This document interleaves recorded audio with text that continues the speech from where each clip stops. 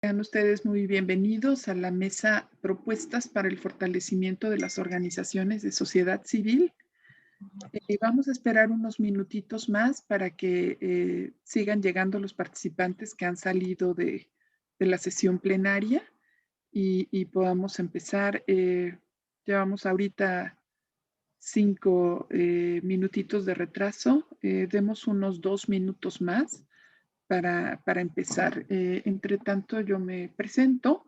Mi nombre es María de Lourdes Sanz Moguel. Yo soy directora de filantropía en el CEMEFI, en el Centro Mexicano para la Filantropía.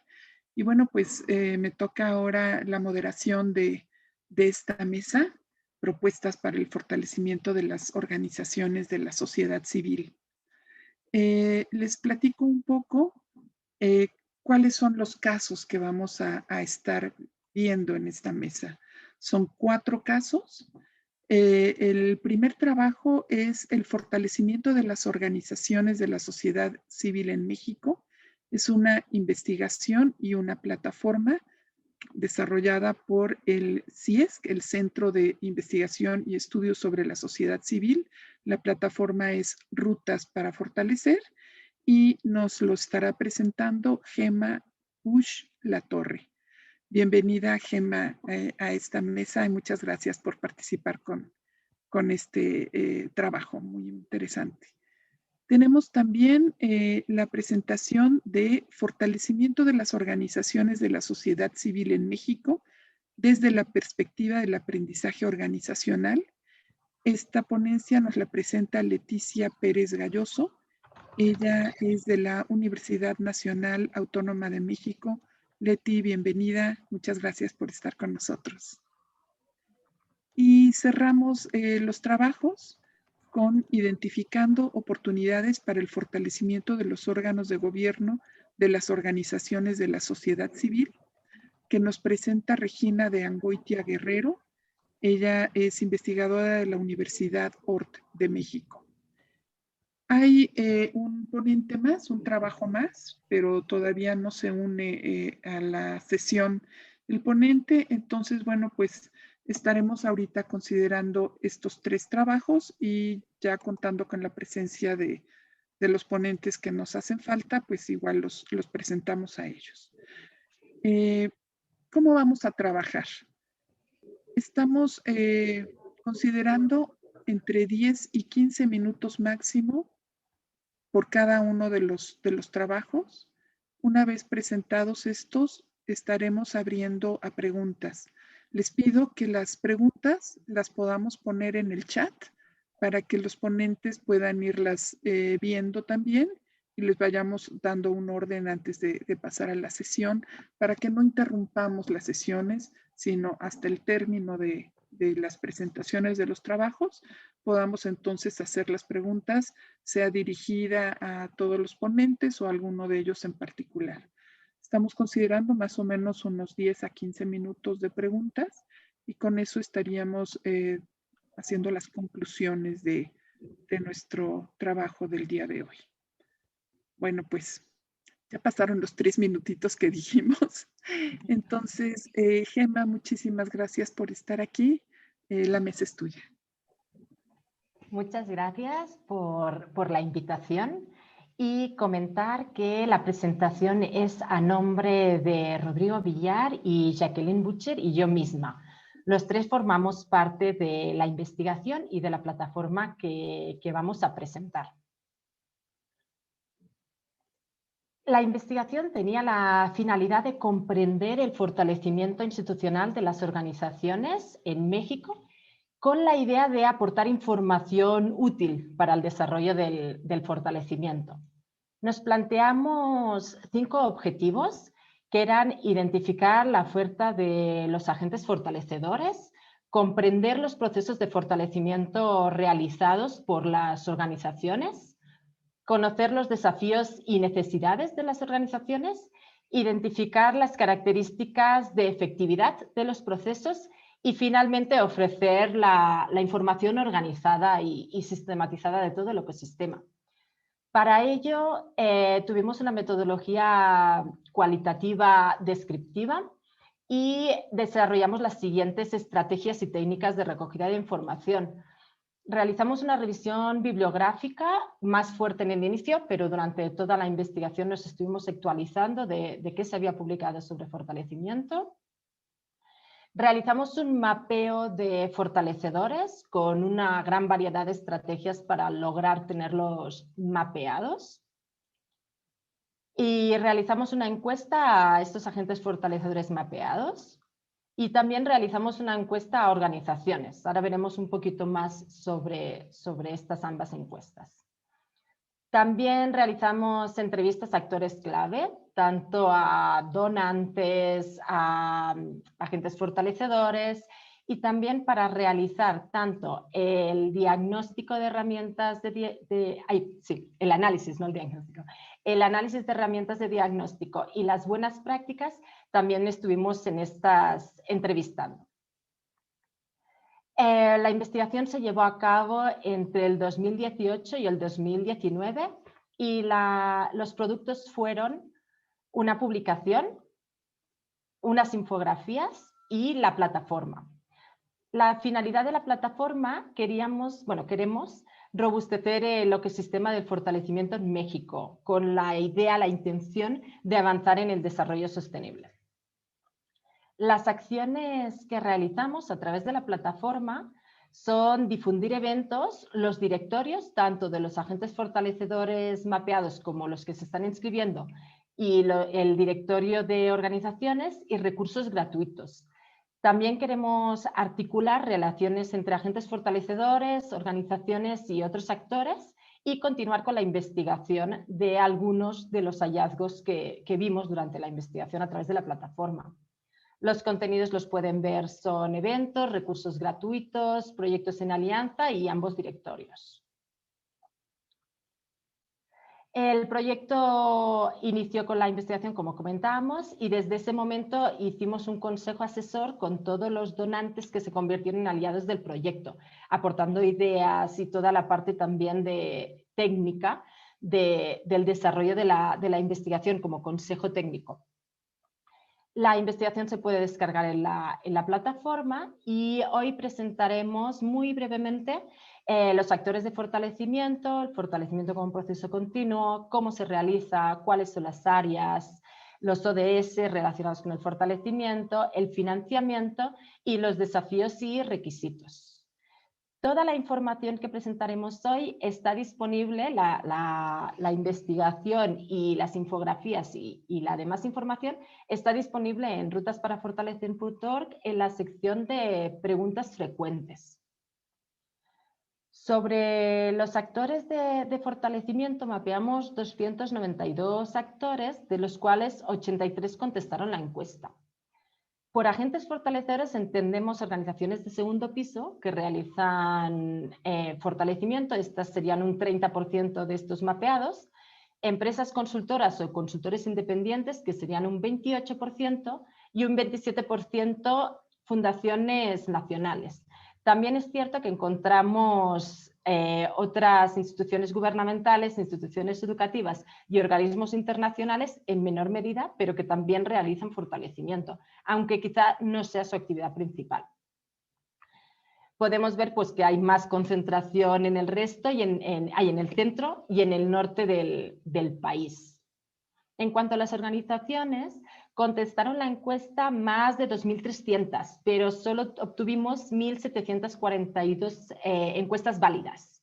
La enviamos al registro de Indesor de aquellas organizaciones que tenían correo electrónico, que en ese momento eran 38.989. Y de ellas nos contestaron que el 55% sí tuvieron un proceso de fortalecimiento en los últimos 5 años. Esto se envió en verano del 2018, entonces estamos hablando que entre 2013 y 2018 tuvieron algún proceso de fortalecimiento. Y vemos que coincide relativamente que en el norte del país hay más organizaciones fortalecidas.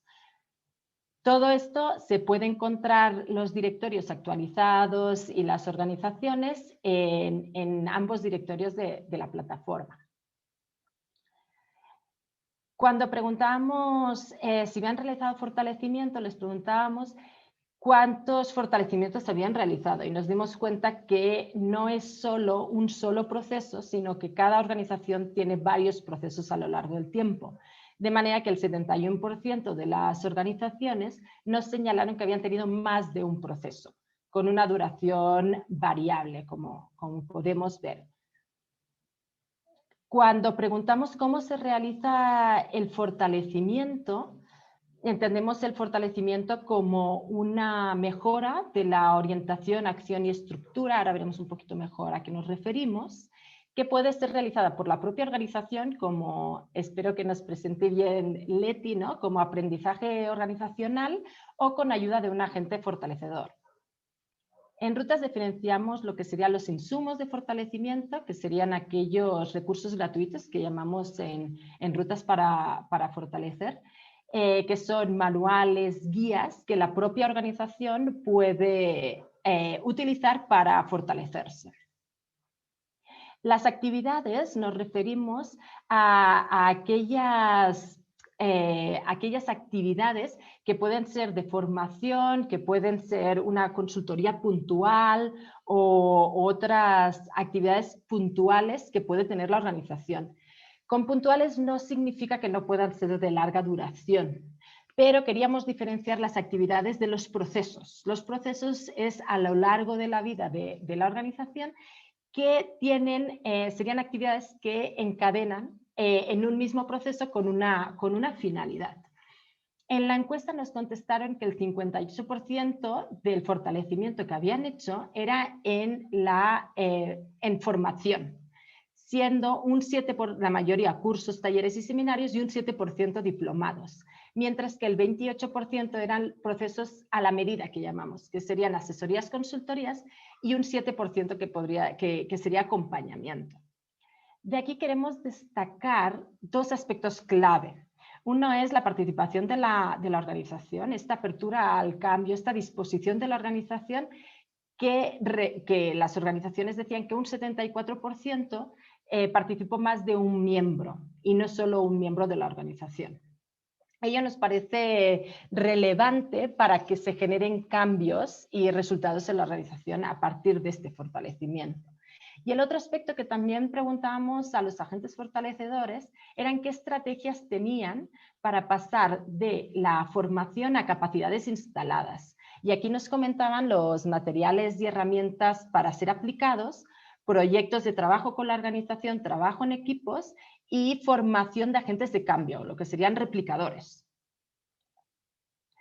En cuanto, me quedan 5 minutos, en cuanto a las áreas de fortalecimiento, nos planteamos 4 áreas, que sería la orientación, dónde vamos y hacia dónde, quiénes somos y hacia dónde vamos, la acción que hacemos, la estructura, quiénes lo hacemos y la gestión. Cada una de estas dimensiones tiene sus áreas, las voy a pasar un poquito más rápido.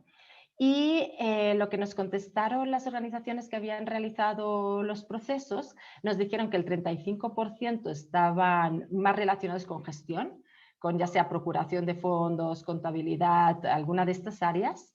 El otro 33% estaría más a la parte de la orientación, planificación estratégica, sobre todo. Un 17% a la estructura, órganos de gobierno, pero también externos, redes y alianzas, y un porcentaje menor, un 15% en cuanto a la intervención.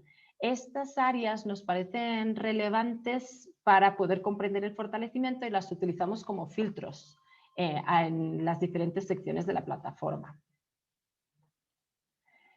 En cuanto a entender esta parte de la acción, nos planteamos que qué clasificación podríamos utilizar y nos decantamos por los objetivos de desarrollo sostenible.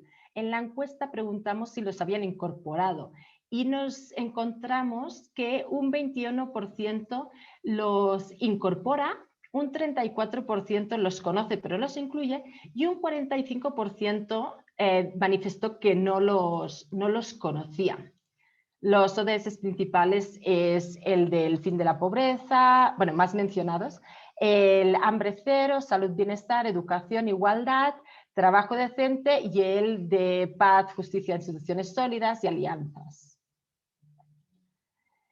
Nos parece muy relevante pasar de entender los objetivos de desarrollo sostenible hacia la meta y bueno, recomendamos estos recursos que tenemos en rutas para fortalecer. ¿Cómo se financia el fortalecimiento? Nos comentaron que las organizaciones, que ellas financiaban sus procesos de fortalecimiento. Es verdad que los de menor costo. Puedo encontrar toda la información en la publicación. Después un 27% tenían la totalidad del proceso cubierto y un 12% más de la mitad. Después encontramos un 5% que el apoyo externo cubrió menos de la mitad.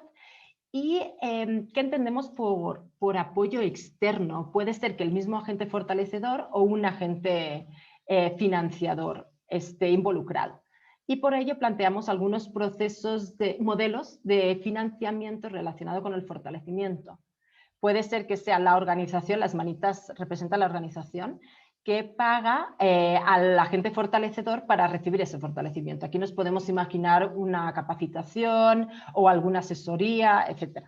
Después puede ser que un agente financiador pague a la organización y la organización con estos recursos pague al agente fortalecedor. También puede ser que la organización no tenga que pagar nada y sea el agente fortalecedor quien asuma el costo. O que una organización externa pague el agente fortalecedor para realizarlo, pero que no tenga costo para la organización.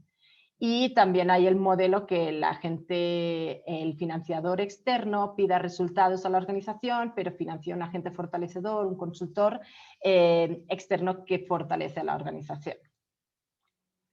Y finalmente, en cuanto a los desafíos, los voy a poner todos porque se me ha movido aquí una cosita. De acuerdo, ahora. En cuanto a los desafíos, las organizaciones comentaban el 97% que sí requerían seguir fortaleciéndose, aunque ya se habían fortalecido, ¿no? Con lo cual queremos decir que el fortalecimiento es una necesidad en el sector. ¿Cuáles son los principales desafíos? Encontramos que estos tres principales: concluir los procesos, evaluarlos, también preguntamos sobre la evaluación que se estaba evaluando, y financiar la estructura.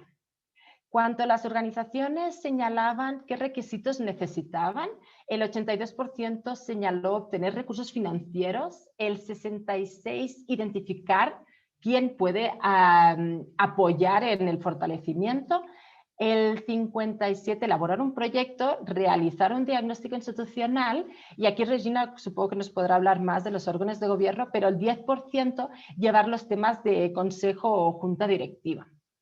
En cuanto a los desafíos, analizamos 4.330 desafíos de manera cualitativa y los agrupamos en muchas categorías. Aquí presentamos las principales: la promoción y la difusión, la organización interna, la actualización legal, una visión estratégica coherente con la misión y el objeto social, temas de voluntariado, gestión, capacitación, redes de alianza y elaboración de proyectos, que incluiría también la parte de evaluación, ¿no?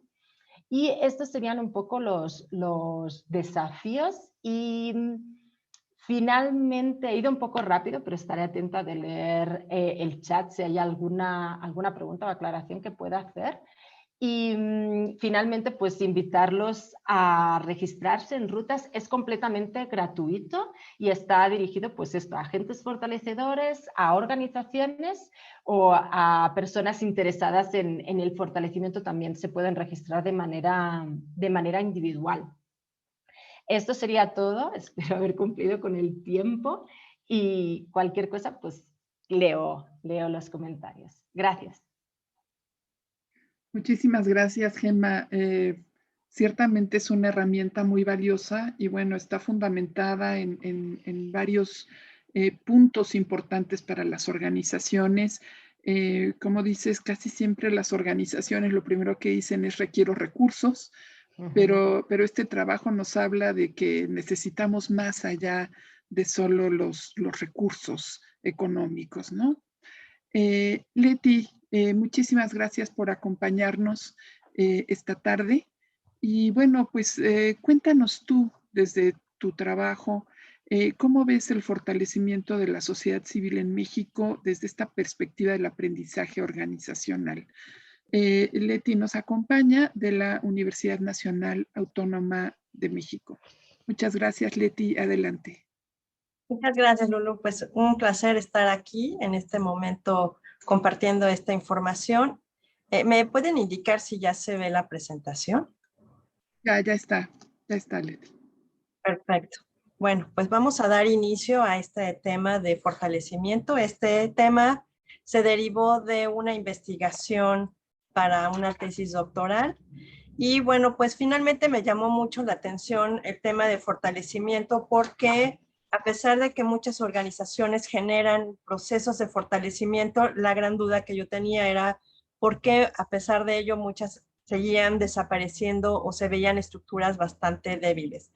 Para poder dar inicio justamente a esta investigación, empecé a ver desde cuándo empezaron a hablar estos procesos de fortalecimiento y me di cuenta que desde los 90s a principios se pasó de un estado intervencionista a un estado regulador, lo que permitió una relación diferente entre las organizaciones y lo que esto permitió fueron generar estructuras que estuvieran que tuvieran una mayor incidencia en las decisiones gubernamentales. Ya esto se le llamó gobernanza. Esta gobernanza exigió una mayor utilización de instrumentos para favorecer la cooperación entre los actores, por lo que se adaptaron nuevos procesos, o se tomaron más bien estos procesos la teoría de la administración. Entre ellos vemos, por ejemplo, el más utilizado ha sido la planeación estratégica, pero también vemos otros que se empezaron también a aplicar en el sector público, como el fortalecimiento, la rendición de cuentas. Y en el tercer sector vemos, por ejemplo, el tema de la recaudación de fondos y la gobernanza, ¿no? Entonces, todos estos instrumentos sirvieron para poder fortalecer a las organizaciones. Sin embargo, el contexto adverso, siempre va a haber un contexto, pero en este momento vemos que la pandemia, el contexto político, económico, social, ha generado como más retos todavía a las organizaciones de la sociedad civil, aunado a una falta de financiamiento. Por lo tanto, la exigencia o más bien la necesidad por parte de las organizaciones tiene que ser e ir a favor de este tema de fortalecimiento organizacional con la intención de poder sobrevivir a lo largo del tiempo. Y uno de los recursos que más se han utilizado ha sido la capacitación. Y sin embargo, la capacitación no siempre tiene un impacto al interior de la organización porque a veces las personas que están involucradas pues son voluntarios o hay mucha rotación del personal o los recursos son escasos. El tema es pasar, por ejemplo, de un conocimiento tácito a un conocimiento explícito, es decir, lo que queremos es pasar del conocimiento que es producto de la formación académica y de la experiencia a un conocimiento que pueda ser transmitido y compartido al interior de la organización mediante un lenguaje sistemático y formal para poder generar justamente este proceso de aprendizaje. La intención ha sido de esta investigación es que a pesar de que muchas organizaciones tienen estos procesos de aprendizaje de manera individual y que de alguna forma intentan hacer justamente esta transmisión a su organización, ha habido organizaciones que han logrado sobrevivir a través del tiempo. Y durante esta sobrevivencia fue como tratar de identificar qué han hecho diferente, porque todas las organizaciones generan procesos de fortalecimiento, pero qué es lo que hacen diferente con respecto con aquellas que logran subsistir más de 10, 15 años, con respecto a otras que no logran pasar de los 3, de los 4 años, ¿no? Ha habido muchas organizaciones que han hecho un intento y bueno, en el camino se van quedando por falta de recursos, las personas ya no se empiezan a interesar en el proyecto, existen una serie de tropiezos que van teniendo y entonces a estas organizaciones que sí han logrado generar como estos procesos a partir de esta capacitación y transferencia, me preguntaba si esto era realmente lo único o lo más necesario para poder generar parte de este fortalecimiento. Y la idea es que este conocimiento pues pasara no solamente del individuo, sino pasara a toda la organización. ¿Por qué era importante pasar a toda la organización? Bueno, en parte se debe a que quienes han generado estos procesos de aprendizaje organizacional, les ha permitido sostenerse a través del tiempo, mucho más tiempo. Ha habido organizaciones, digamos, con fines de lucro, que es donde principalmente surge esta teoría, pero que han logrado justamente subsistir más allá de 100 años y que finalmente ellos han argumentado que justamente el aprendizaje organizacional genera demasiados beneficios para una organización. Y entre ellos, bueno, ha sido la sostenibilidad, pero también ha sido que las personas puedan comprometerse al interior de la organización porque esto les genera satisfacción, les ayuda a resolver los problemas de una mejor manera, reducen la curva de aprendizaje. Digamos, entra una persona nueva a la organización y es mucho más fácil que al tener una organización que aprenda, esta misma persona reduzca justamente esa curva de aprendizaje y por lo tanto tenemos menos recursos que se vayan dispersando, sino que se van concentrando y de tal forma que sean como más óptimos, más eficaces y eficientes a la hora de optimizar todos los recursos dentro de la organización. Y la idea era identificar qué organizaciones, cómo generaban estos procesos de aprendizaje al interior de las organizaciones. Para ello, lo que ocupé fue un método de caso colectivo, es decir, una investigación cualitativa, porque realmente se ha escrito poco en cuanto a aprendizaje organizacional en organizaciones en la sociedad civil. Y con ello, la intención era codificar justamente toda esta experiencia, los tropiezos que han tenido, cómo han ido superando justamente cada uno de los procesos de aprendizaje. Y la idea fue contextualizar justamente en el tiempo. Para poder hacer esta investigación, tomé las 47 organizaciones que habían recibido financiamiento por parte del Instituto Nacional de las Mujeres, de Mujeres de 2007 a 2017, y de las 47 organizaciones que invité, solamente 10 participaron. Estas 10 fueron consideradas principalmente con varios requisitos. Primero, que tuvieran más de 5 años de estar activas, que estuvieran activas, obviamente, que estuvieran finalmente trabajando cuando hice la investigación, que hubieran recibido este financiamiento, porque eso me hablaba que estaban hablando de fortalecimiento, como bien comentaba Gema en la exposición anterior. No todas las organizaciones hacen procesos de fortalecimiento, entonces una manera de poder asegurar que ellas estaban teniendo estos procesos era que habían recibido un financiamiento, como sea, ¿no? Y posteriormente, bueno, esos fueron los requisitos que después de estas organizaciones que fueron evaluadas, pues pudieron participar justamente en esta investigación. Para ello realicé una entrevista y en algunos casos, pues más de una persona quiso participar, se hicieron entrevistas grupales y eso enriqueció mucho la investigación. Utilicé la metodología con el paquete de software más bien, MaxQDA, y con este MaxQDA pude identificar cuáles eran los códigos que de alguna forma se relacionaban entre sí para poder identificar cuáles eran las variables que realmente fortalecían las organizaciones. De manera contundente, es la capacitación la que está involucrada en todo proceso de fortalecimiento. Y de manera, digamos, esta capacitación está vinculada con la transferencia del conocimiento. Entonces, la capacitación es importante, pero también la transferencia, y estos tres elementos generan un fortalecimiento de manera directa y contundente. Y en un segundo triángulo, en esta cuestión de importancias, ¿no?, encontramos que el reconocimiento de otras organizaciones e instituciones, la incidencia y vinculación con su población objetivo y su vinculación con otras, estas tres también generaba, este otro triángulo de alguna forma está también vinculado con el fortalecimiento organizacional. Entonces veamos el primero, y que tiene que ver con lo que es la capacitación y la transferencia. Y de acuerdo con Jacobs y Park, lo que decían es que la capacitación es un proceso formal y es definido como un conjunto de actividades de aprendizaje. Y de estas dos, de este triángulo primero, obtuve que finalmente todas las organizaciones tienen una capacitación constante a lo largo de su historia. Sin embargo, mucho va a depender del tipo de capacitación, porque va a depender del tamaño, del grado de la madurez y el liderazgo. Es decir, las organizaciones que son muy pequeñitas, normalmente el líder de la organización quiere saber de todo. y quiere tomar cursos de todo tipo y quiere como tener como comprensión de todo lo que está sucediendo.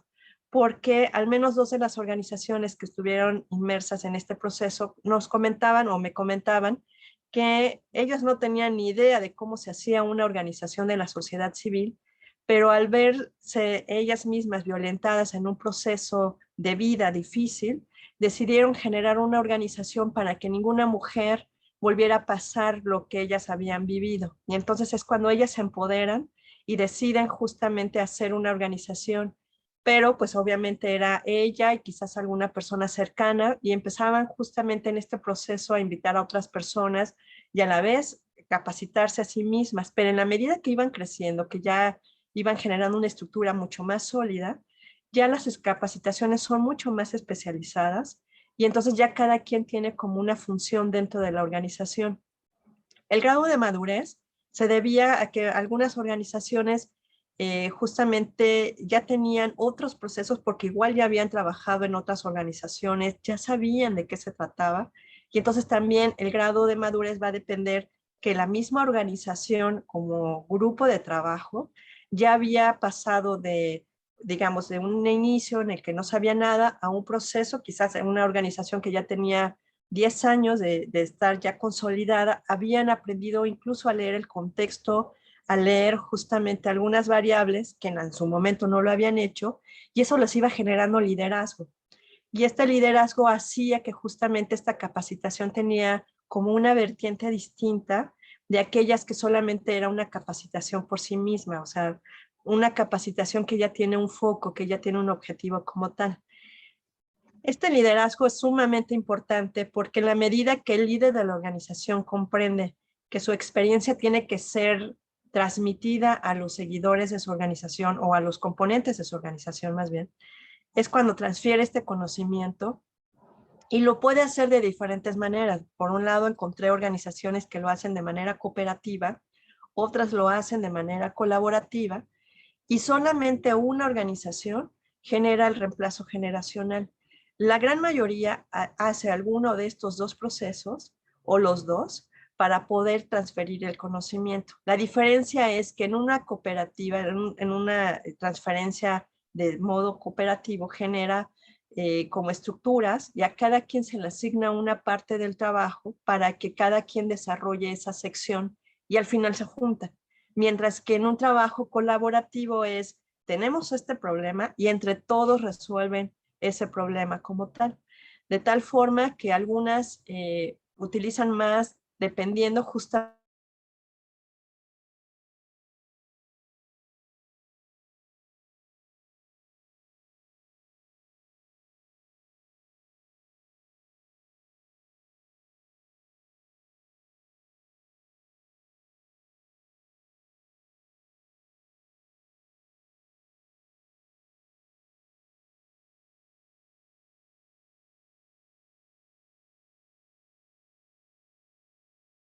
¿no?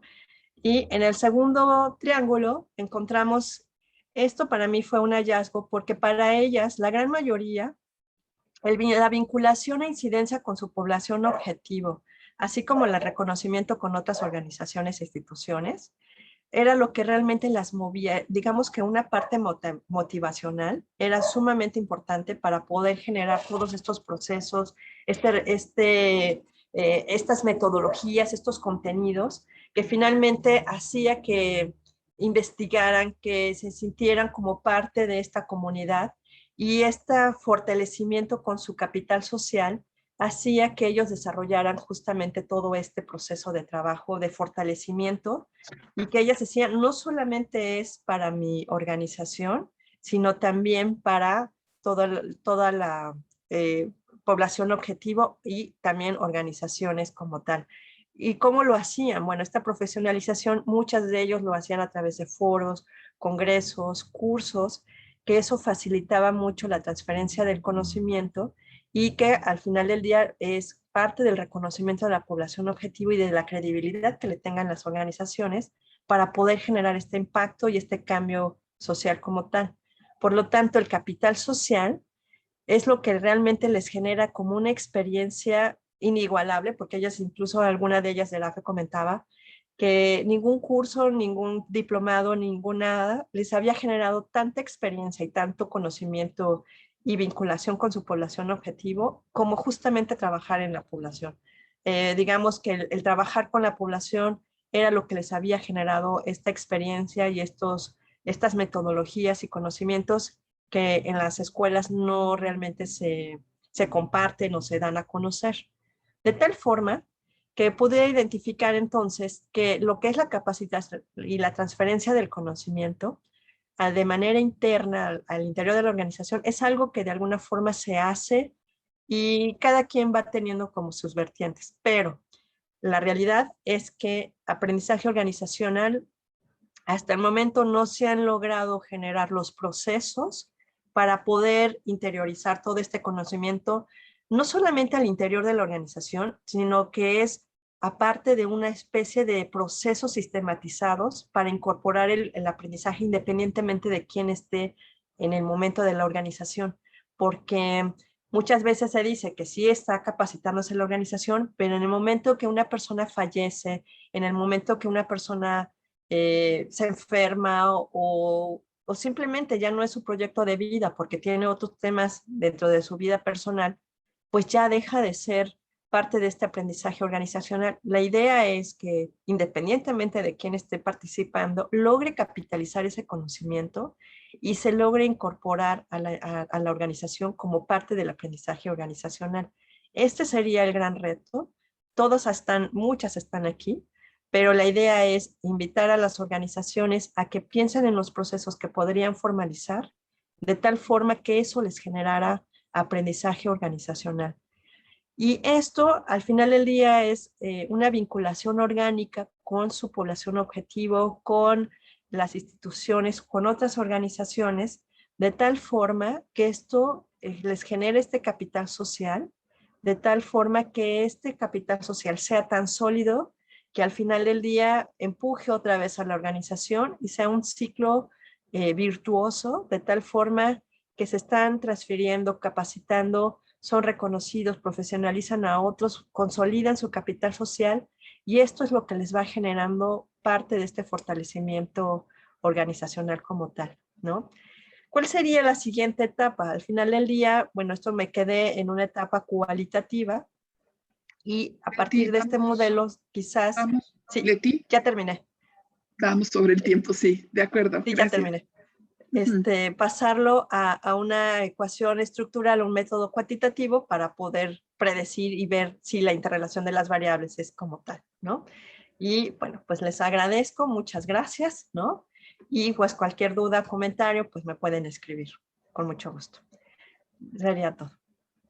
Perfecto, muchísimas gracias, Leti. La verdad es que muy, muy importante tu trabajo al ver no solamente qué se necesita, sino cómo se hace para que realmente la organización se consolide a partir de estos procesos. Muchas gracias por tu presentación. Y bueno, Gracias. sin más, dejo la palabra a Regina. Regina nos acompaña de la Universidad Ort y ella nos va a presentar su trabajo identificando oportunidades para el fortalecimiento de los órganos de gobierno de las organizaciones de la sociedad civil. Les recuerdo ir poniendo en el chat sus preguntas para que al término de la presentación de Regina podamos pues platicar un poco sobre las tres presentaciones y las preguntas que haya para todas ellas o bien para alguna en particular. Adelante, Regina, muchas gracias. Gracias, Lourdes. Gracias a todos por estar aquí. Y bueno, yo no les voy a pasar una presentación y voy a hacer algo muy breve, más platicado, ¿no? Y bueno, esta es una investigación que nace hace como 8 años. Me tocó participar en una investigación grande en Fundación Merced, que seguimos a cerca de 80 organizaciones en su proceso de fortalecimiento. Y uno de los factores críticos fueron los órganos de gobierno, ¿no? Tanto para que avanzara en su institucionalidad y profesionalización como para que se quedara atorado, ¿no? Entonces, desde ahí me causó mucho interés y doy esta clase en la Universidad Ort, ¿no? Entonces, esta investigación nace del curso que doy a los estudiantes de maestría, que lo que he procurado hacer es hacer más una comunidad de aprendizaje más que un curso propiamente dicho, ¿no? Entonces, en esta investigación, tanto en el levantamiento de las entrevistas como en el análisis, fue un trabajo colaborativo con estos estudiantes de maestría, ¿no? Este semestre lo estamos haciendo, ahora estamos entrevistando a los directores y estamos confirmando varias de las cosas que salieron en este trabajo del año pasado, ¿no? Hay una tendencia generalizada a nivel mundial en cuanto el número de organizaciones y su alcance crece y crece en el mundo, ¿no?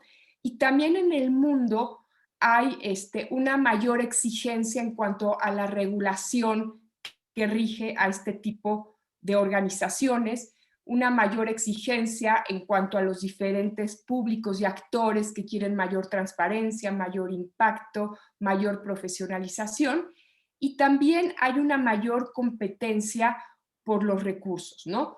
Y financiar una organización de este tipo en el largo plazo es complejo, ¿no? Entonces, es por ello que estas organizaciones necesitan de mejores liderazgos, tanto de directores, pero también de sus órganos de gobierno, ¿no? Y resulta que el tema del gobierno y la gobernanza cada vez está más presente en todos los ámbitos, empresarial, de gobierno, etcétera, pero en el social también. Sin embargo, se conoce muy poco acerca de lo que sucede y se conoce muy poco en el mundo, no solamente en México, pero en México lo que hacemos es utilizar los estudios, las mejores prácticas, las recomendaciones, principalmente de organizaciones o centros de fortalecimiento en Estados Unidos, que son quienes lo han desarrollado más. Sin embargo, a mí me parece que es muy importante generar nuestros propios recursos porque el tema cultural en relación a la forma en cómo actúan los grupos o los trabajos en equipos o los órganos de gobierno, el consejo, etcétera, se ve fuertemente permeado por la cultura, ¿no? O sea, el ser humano es principalmente un ser social, o sea, sus creencias, sus deseos, los comportamientos, todo eso moldean su conducta humana. Entonces, el utilizar herramientas de otros lados cuando la cuestión cultural es tan fuerte para la actividad o para lo que buscas transformar, muchas veces resulta que no funciona, ¿no? Y a mí me parece que algo de esto hay en los órganos de gobierno y en cómo hemos tratado de fortalecerlos, ¿no? Entonces, aquí lo que nosotros buscamos es conocer, explorar de una manera muy abierta qué sucede con los órganos de gobierno y fue una entrevista a 28 organizaciones, líderes principalmente, en la Ciudad de México, organizaciones que tienen muchísimos años, algunas de ellas que tienen mucho patrimonio. O sea, no estamos hablando ni en ningún momento pretendemos con esta investigación que esto se puede extender o hablar de todas, ¿no? Se realizaron entrevistas a profundidad el año pasado, entre marzo y abril, las aplicaron los alumnos del curso, que a mí me parece que son los mejores entrevistadores porque ellos ya estaban capacitados, o sea, ya conocían toda la teoría, lo que debería de hacer, son entrevistadores con maestría, ¿no? Generalmente cuando tú haces un estudio, contratas una agencia, yo trabajé muchos años en el CIDE, que te hace el levantamiento y pues ahí tienes tus dudas, ¿no? En fin, entonces lo hicieron los alumnos, fue parte de este aprendizaje que se busca en el curso de esta comunidad de aprendizaje. Y bueno, ¿qué fue lo que encontramos? ¿Quiénes forman estos órganos de gobierno? Son principalmente hombres y mujeres adultos, no hay un tema de género, 53% eran mujeres, no hay jóvenes, son personas de alto nivel social, con un alto nivel educativo, muchos tenían maestrías de diferentes profesiones, y no hay representantes de las comunidades con las que trabajan, ¿no? No hay ni jóvenes ni representantes de las comunidades en las que trabajan. Encontramos también dentro de este grupo, muchos de ellos estaban en muchos otros consejos. Hubo hasta quien estaba en 6 consejos. Y esto quiere decir que son los mismos en cierto sector de la filantropía en México quienes están en el gobierno de estas organizaciones. ¿Qué implica eso? Y es un problema que se ha identificado en varias comunidades en Estados Unidos, que no hay una pluralidad, ¿no? Si nosotros realmente nos estamos cuestionando qué queremos con nuestro sector filantrópico y queremos innovación, diversidad, cambio, y somos los mismos, pues me parece difícil hacerlo, ¿no? Algo que también encontramos es que en su mayoría quienes conforman estos órganos de gobierno son amigos y familiares y el amigo del amigo, y se quedan un poco en el ámbito de la camaradería. No hay como una visión de exigirse profesionalmente aún, con ciertas excepciones. Hubo algunas organizaciones que sí tenían las prácticas de un buen gobierno bien arraigadas y las llevaban a cabo.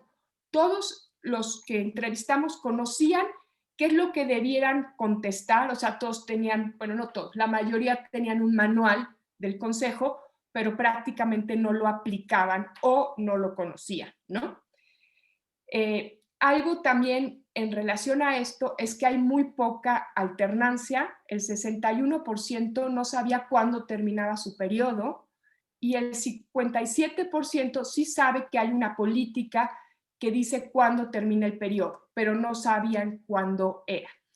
Y eso es como muy paradójico porque cuando tú les preguntabas qué recomendaciones hacer, te decían que ellos querían mayor alternancia, mayor diversidad, que llevaban muchos años, que muchos ya estaban cansados, que no había nueva energía, etc.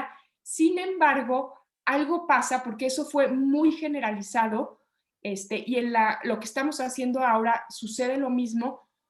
Hay algo que los detiene a llevarlo a cabo. No sabemos, yo tengo ahí como mis hipótesis si es esta cuestión de la camaradería y que se ve mal, que es mi familia, que lo debo hacer, pero ellos creen que es muy importante la alternancia y la diversidad y sin embargo no lo tienen.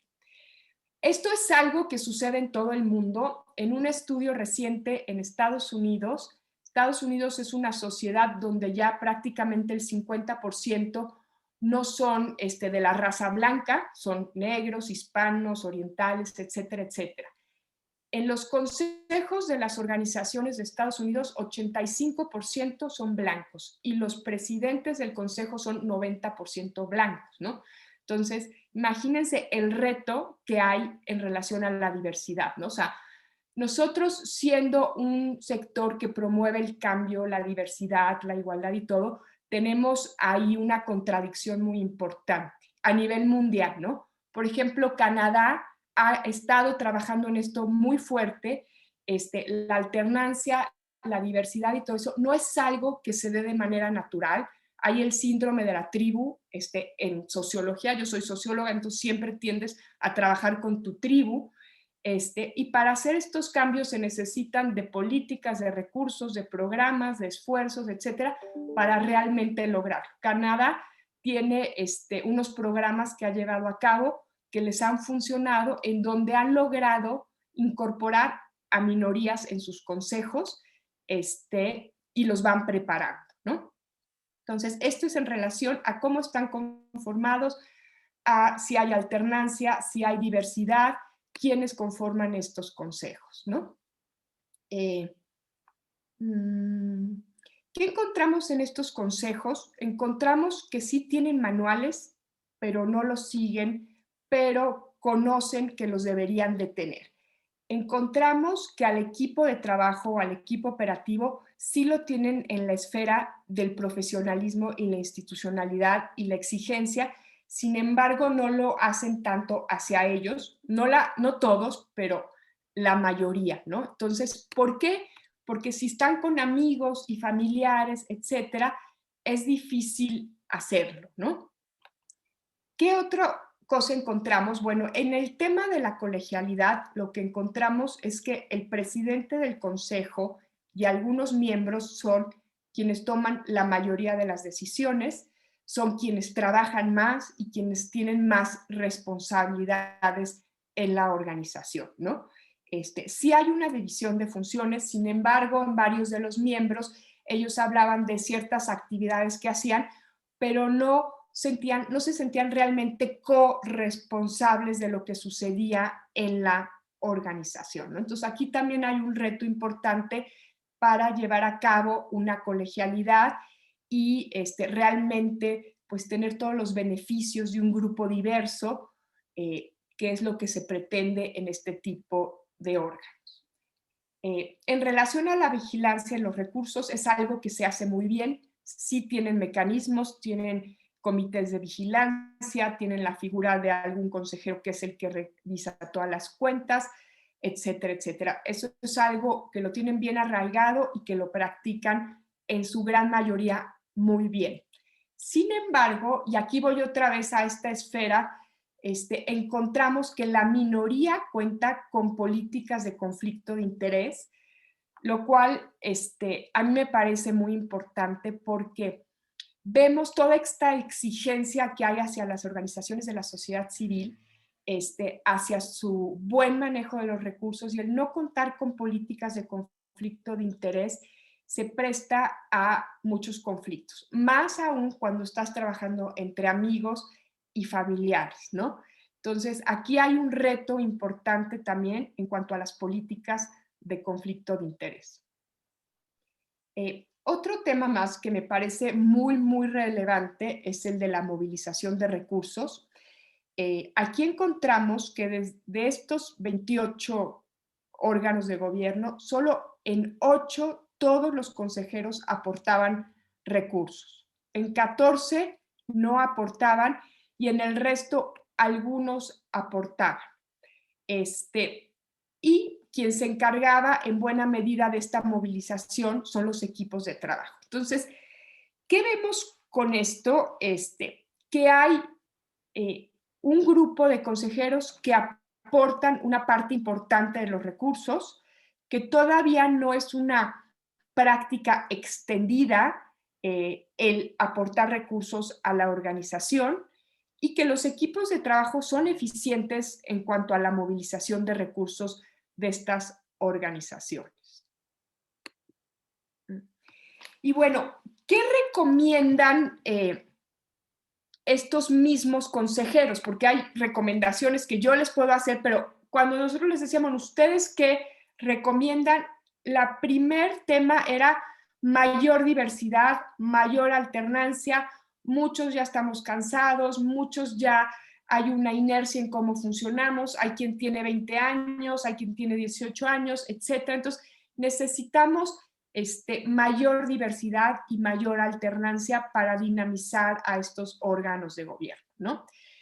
¿Qué otra cosa necesitamos? Necesitamos revisar nuestros manuales, conocer nuestros manuales, y en cuanto a profesionalismo, ellos se referían a lo siguiente.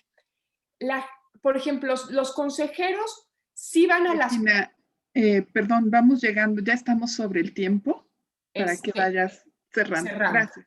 Sí. Ok, gracias.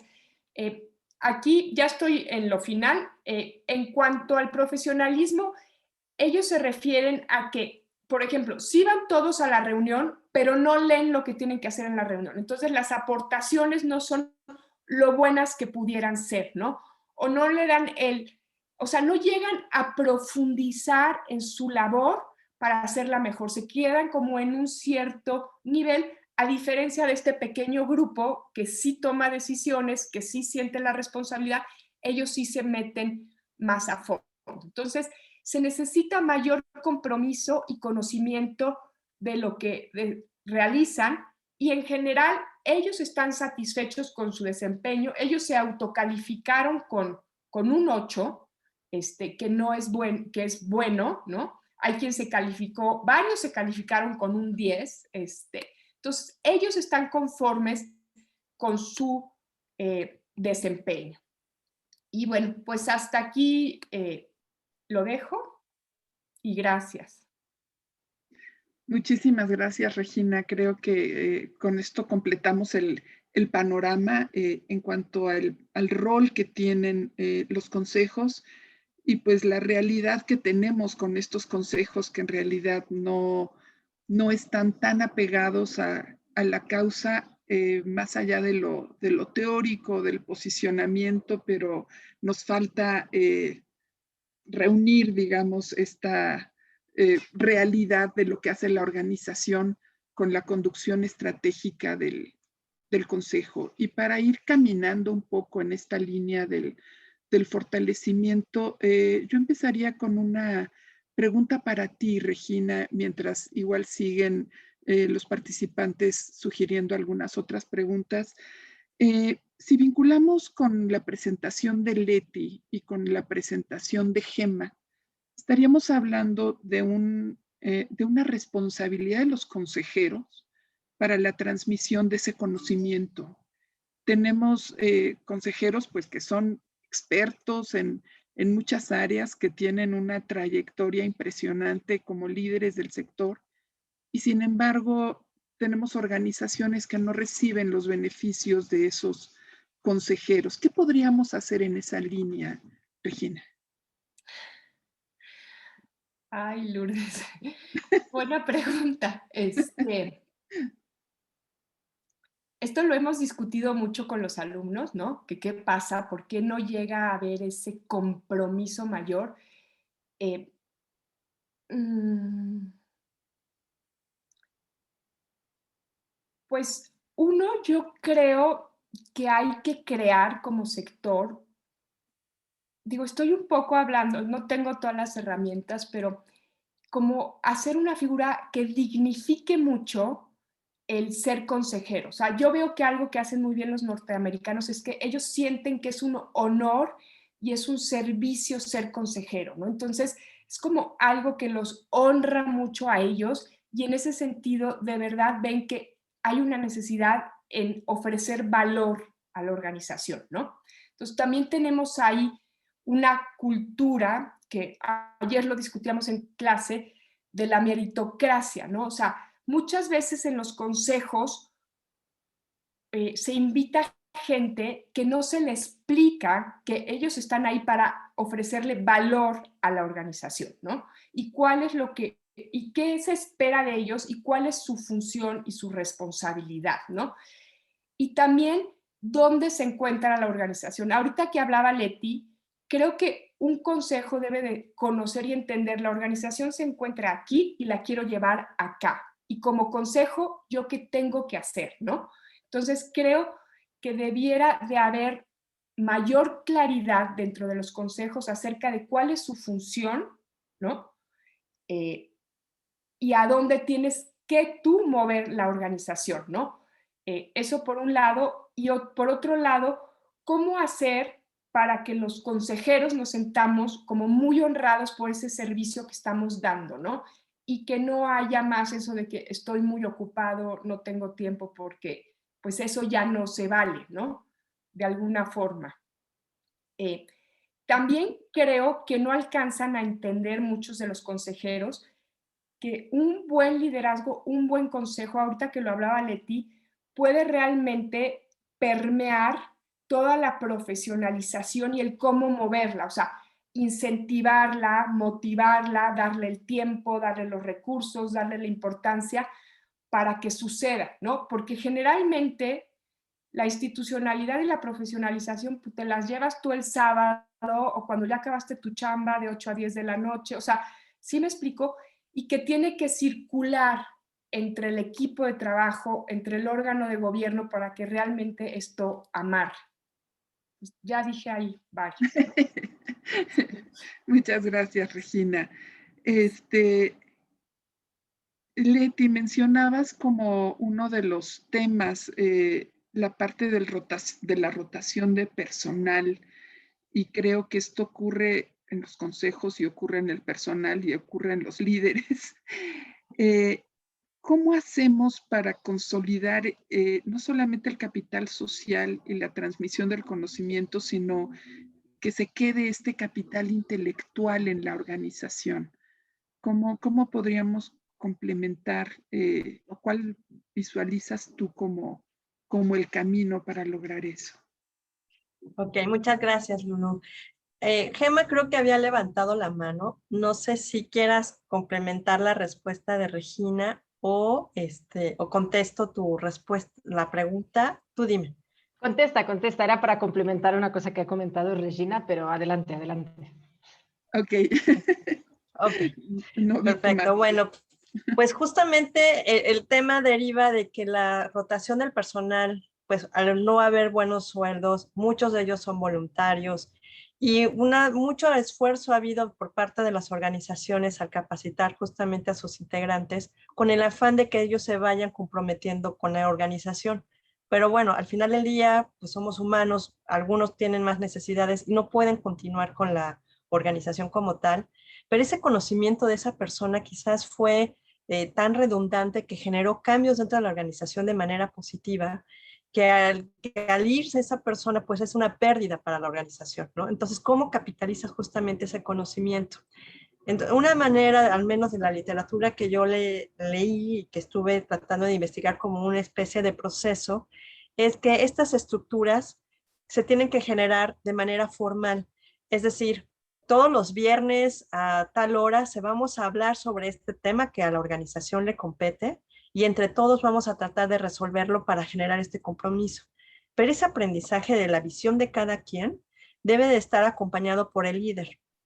Un líder que tiene una visión integradora y que al final del día se capitaliza esa información a través de un documento para que de alguna forma haya constancia de lo que se aprendió dentro de ese proceso de aprendizaje y que finalmente se difunda al interior de la organización para que todos sepan qué debemos hacer cuando tengamos un problema o un tema de este tipo, o que si vemos ciertas cosas todos estemos hablando del mismo idioma, porque el problema muchas veces es que se fijan los objetivos a nivel dirección o ciertas cabezas, pero los voluntarios y otras personas que también nos acompañan en la organización no lo saben.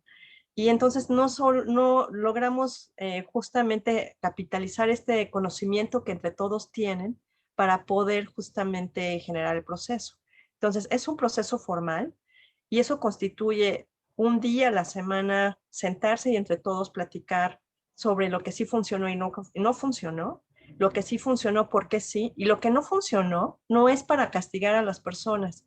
En mi proceso de consultoría, yo he sido consultora en algunas organizaciones y sí me ha tocado observar que algunos líderes con su mirada asesinan a la persona de por qué esto no pasó, no funcionó. Obviamente la reacción de las personas en la siguiente junta es mejor ya no digo nada, ¿no? Y entonces eso inhibe justamente el que las personas deseen participar, involucrarse y hacer, porque el liderazgo desde arriba viene con otra estructura, ¿no? Y entonces hay que cambiar desde el líder su concepto de qué significa el trabajo colaborativo y cooperativo para que realmente las personas se sientan libres de hablar y de querer transformar la organización. Hay personas que son demasiado estructuradas y es imposible poder generar estos procesos de aprendizaje porque la persona siente que pierde control. Ahí yo lo que he observado es que algunos líderes tienen miedo a perder este control y bueno, pues perdiendo el control, las personas no pueden interactuar justamente con todos los integrantes de la organización. Entonces es, por un lado, liderazgo, por otro lado, son procesos y por el otro lado es integrar todos estos recursos para poderlo compartir al interior de la organización, digamos, una plataforma, un algo, de tal forma que esté digitalizado o no sé de qué forma para que finalmente toda la organización tiene un problema, hay una especie que se llama directorio de páginas amarillas, en el que una persona tiene un problema con un tema en particular y diga, ok, yo tengo este problema, pero no sé cómo resolverlo. Consulto quiénes están dentro de esta red, porque justamente las organizaciones que han logrado sobrevivir a lo largo de este tiempo es porque tienen una red de profesionales que los van acompañando y que pueden consultarlos y no necesariamente son parte de esa organización, sino que son de otras organizaciones. Hubo una organización que se llama ANSIFEM y lo que ella me comentaba fue sumamente relevante. Ella me decía, nosotros estábamos acostumbrados solamente a trabajar con organizaciones feministas y de nuestro círculo no salíamos. pero sucede que empezamos a hablar solamente del mismo vocabulario, los mismos contextos. En cuanto nosotros nos abrimos a hablar con organizaciones ambientales, nuestro vocabulario cambió y finalmente nuestra interacción para poder incidir en políticas ambientales con respecto a mujeres fue otra cosa. Entonces, para ellas fue una apertura con otras organizaciones de la sociedad civil que finalmente incidiera justamente en estos procesos. Entonces, tiene que haber redes, tiene que haber procesos y tiene que haber liderazgo. Para mí, lo resumiría de esa manera, ¿no? Brillante, muy, muy interesante, Leti, muchas gracias. Gemma, nos quedan 5 minutos y muchas preguntas para ti. Tenemos una pregunta de Roberto Arce, donde él propone puntualizar las principales debilidades detectadas en las organizaciones de México y enlistar sugerencias para el fortalecimiento de las mismas. Y yo te tengo aquí guardadito también. ¿Cómo le hacemos, después de todo lo que hemos escuchado en esta mesa, ahora para fortalecer a los fortalecedores? Es decir, ustedes en Rutas tienen todo este grupo de fortalecedores que quizá estén aplicando o no todo lo que hemos aprendido hoy. Entonces, bueno, por una parte esta pregunta de Roberto y por otra parte este reto que me parece que queda ahí abierto para Rutas. Nos quedan 5 minutos, entonces, Sí. maravillas, Gemma. Voy a intentar contestar las dos preguntas en una, y es un poco tener un enfoque más sistémico, no solo pensar en qué debilidades tienen las organizaciones, qué es lo que necesitan las organizaciones, sino entender el sector social como un sistema.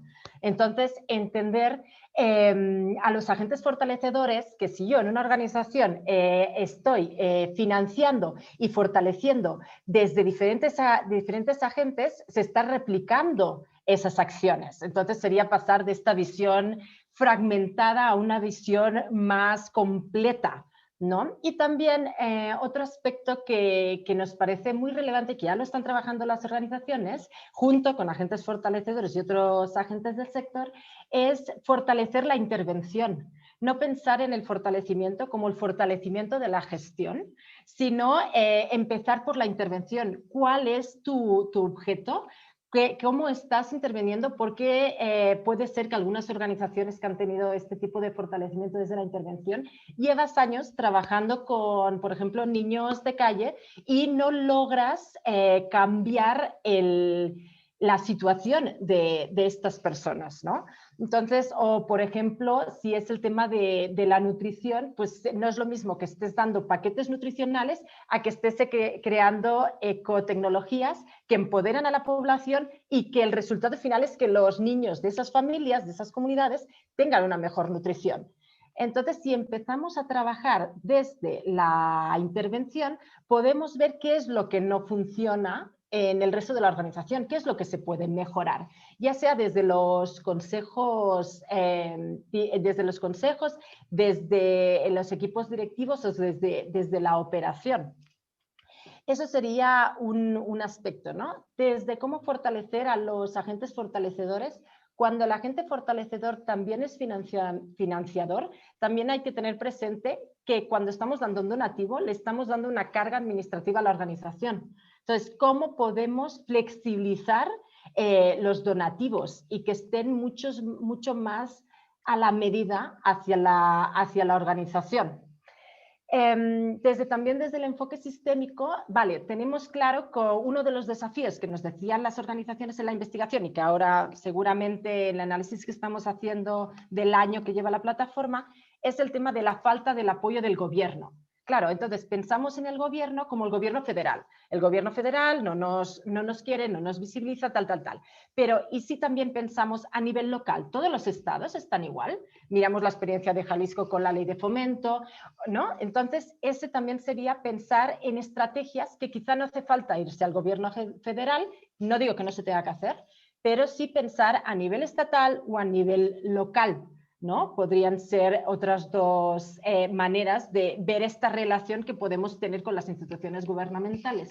Y también dentro de este enfoque sistémico de trabajar en alianza, también tener en cuenta la academia, porque evidentemente pues hoy nos ha presentado aquí dos estudios súper interesantes, Leti y Regina, de qué puede aportar la academia, ¿no? Y no solo pensar en, de acuerdo, la universidad, yo como organización tengo a los estudiantes de servicio social. No, sino cómo podemos trabajar, y hay experiencias, no estamos diciendo que no las haya, pero también tener como este enfoque.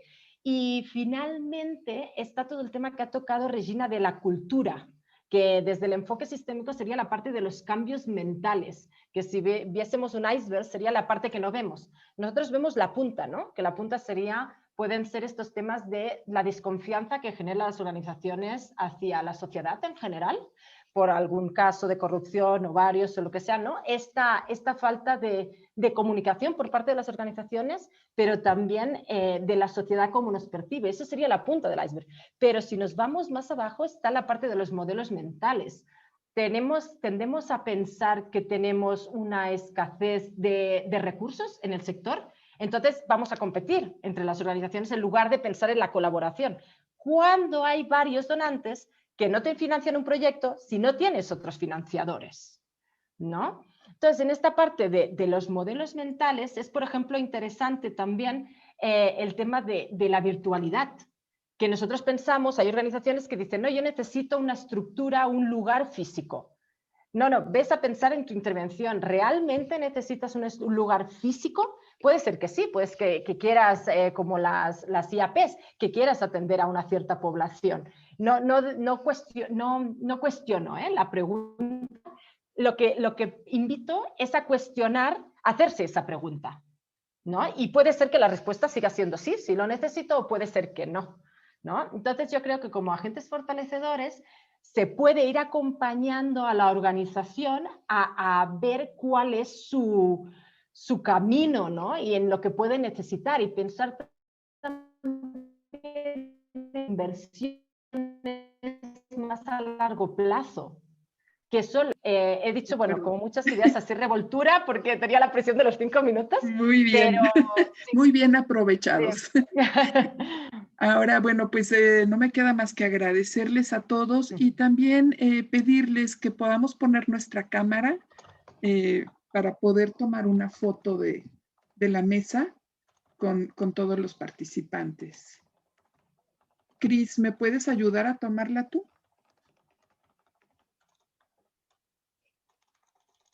Si hay alguno que sea muy tímido, pues no la ponga, pero sería lindo ver caras en lugar de cuadritos negros. Ya que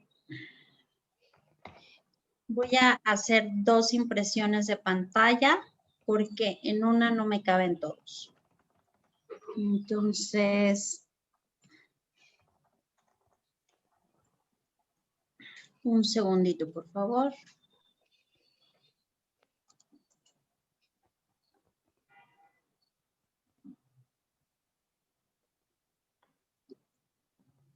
Y voy por la segunda.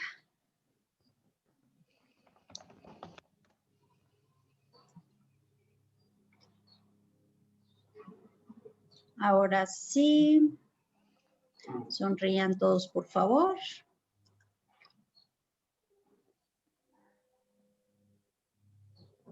Listo. Muchísimas gracias a todos por su presencia y bravo a nuestros ponentes. Hasta luego.